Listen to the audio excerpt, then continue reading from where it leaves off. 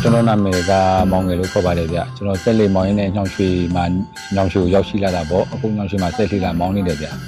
တော့အမြဲတမ်းအဲ့လိုမျိုးအားပေး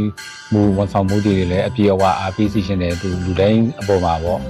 တိုင်းပေါ်မှာအဲ့လိုမျိုးဝန်ဆောင်မှုအပြည့်ပြီးတော့မှလာလောက်ပြီးတာရောလေကျွန်တော်တို့ဒီစုတင်ဝင်ရောက်ပါချောင်းပြောကြတယ်ပါဗျဟိုသဘောကျတာကတော့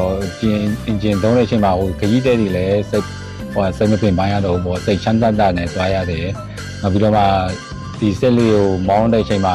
ကိုယ်လည်းအပြေအဝစိတ်ချမ်းသာမှုအပြေအဝရပါတယ်ဗျဟုတ်စီစားနှုန်းလည်းအများတက်တာတယ်ဆိုတော့ကျွန်တော်ဒီ engine လေးကိုအမြဲတမ်းသုံးစွဲဖို့ရည်ရွယ်ပြီးတော့မှ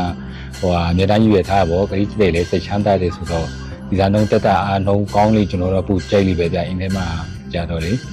နေရာဒေသမရွေးကျွန်တော်တို့အဲ့အင်းထဲမှာသုံးနေတဲ့စက်လေးဓမ္မ GN engine သုံးတဲ့စက်လေးဓမ္မတွေအားလုံးပေါ့အဲ့လိုမျိုးပုံမှာဟိုစီတနာရှိထားပြီးတော့မှကုမ္ပဏီကအလို့လိုက်ရောက်ဒီလောက်ကဲမိတာကျင်းနှမှုအပြည့်ရှိပါတယ်ဗျကျွန်တော်ကျတော့အဲ့ GN engine စတုံးပြီးကတည်းကအဲ့ဟိုစက်မောင်းနေတဲ့စက်လေးပိုင်ရှင်တွေလည်းဒီ GN စက်လေးကိုသုံးပါလို့စီစားနှုန်းလေးတက်တာလို့သုံးပါလို့သုံးဟိုအားပေးတိုက်တွန်းရှင်းတယ်ဗျ